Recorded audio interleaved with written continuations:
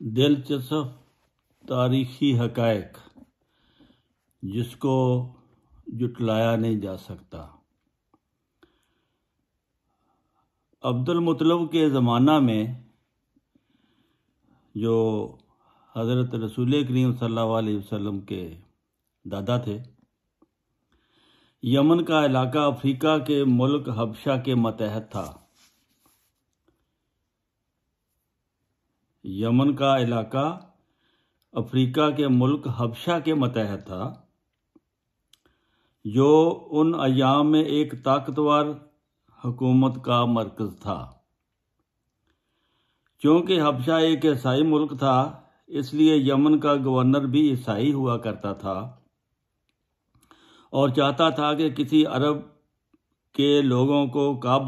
तरह अरब के लोगों को काबा से फेर दे।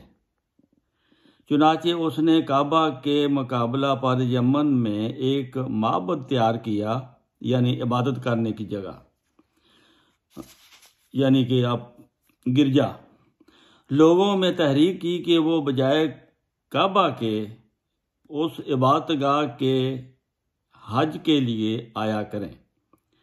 अरब की फितरत भला इस बात को किस तरह बर्दाश्त कर सकती थी कि अरब की सरजमीन में काबा के मुकाबला पर कोई और माबद कायम हो। चुनाचे लिखा है कि एक अरब ने जोश में आकर उस माबद में जाकर पाखाना कर दिया। अबरा को इस बात का इल्म हुआ तो उसने गुस्सा में आकर इरादा किया कि मक्का पर फौज कशी करके काबा को मिसमार कर दे। चुनाचे उसने हबशा के बादशाह नजाशी से इजाज़त ली,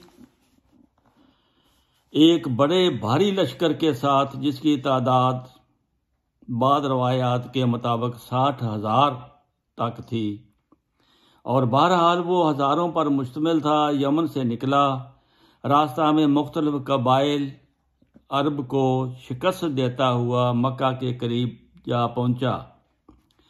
शहर के सामने अपनी फौजें डाल दी। जब कुरैश को इस बात का इल्म हुआ, वो सख्त परेशान हुए, क्योंकि वो जानते थे कि वो उसके मुकाबला की ताब नहीं रखते।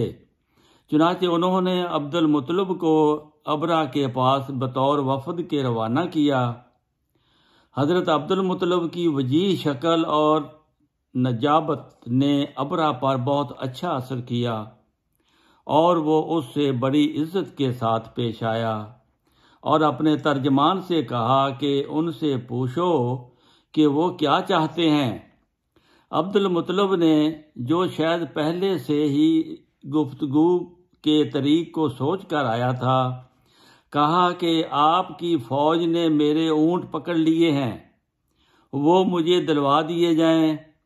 उसने ऊँट तो वापस दिलवा दिए, मगर जो असर उसके दिल पर अब्दुल मुत्तलिब की वजाहत और काबिलियत का हुआ था, वो सब जाता रहा और उसने मुंह बनाकर कहा कि मैं तुम्हारे काबा को मिसमार करने के वास्ते आया हूँ, मगर तुमने इसकी फिक्र ना की और अपने ऊँटों की फिक्र की। अब्दुल मुत्तलिब ने बेपरवाही के अंदाज में कहा, अना रब्बुल एबेले वालिल बैते रब्बुल यमनाहु, यानी मैं तो सिर्फ ऊँटों का मालिक हूँ, इसलिए मुझे उनका फिक्र है, मगर उस घर का भी एक मालिक है, वो खुद उसकी हिफाजत करेगा। अबरा ने ये जवाब सुनकर तो वो बहुत बिगड़ा और कहा कि अच्छा, फिर मैं देखूंगा कि उस घर का मालिक मुझे किस तरह रोकता है। चुनाचे वो अपने लाओ लश्कर को लेकर आगे बढ़ा, मगर खुदाई तसर्रुफ ऐसा हुआ कि यूं ही उसने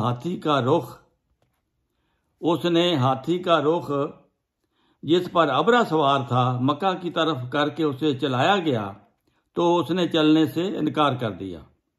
बावजूद इंतहाई कोशिश के वो आगे ना बढ़ा और फिर उस लश्कर पर ऐसी आफत आई कि लश्कर तबाह होकर परिंदों की खुराक बन गया। उसकी तफसील रवायात में यूं बयान हुई है कि जब ये लश्कर मक्का की तरफ बढ़ना चाहता था तो उस वक़्त खुदाई तसर्रुफ के मतहत उनके ऊपर से ऐसे परिंदों के गौल गुजरे जिनके पंजों में ऐसी जहर आलूद मिट्टी के रेजे लगे हुए थे कि जिस जिस पर वो रेजे गिरते थे वो एक चीचक की सी मोहलक और मुतअद्दी बीमारी में मुब्तला हो जाता था। जब लश्कर में एक दफ़ा ये बीमारी फूट पड़ी तो बड़ी सुरत के साथ एक दूसरे को लगती चली गई, और ये कोई ताज्जुब की बात नहीं है क्योंकि मुतअद्दी बीमारियां बसा औकात मिट्टी के ज़रात या दूसरे ज़राए से फैल जाती हैं। बस बिल्कुल मुमकिन है कि ये परिंदे किसी ऐसी जगह से उठकर आए हों जो किसी मुतअद्दी बीमारी के जरासीम से मुलव्वस हो। इस तरह उनके वास्ते लश्कर में कोई चीचक वगैरह की मोहलक बीमारी फैल गई हो। चुनांचे अबरा के मुतालिक तो ख़ास तौर पर जिक्र आता है कि जब उसे ऐसी बीमारी लगी थी जिससे उसका गोश्त टुकड़े टुकड़े होकर गिर गया था।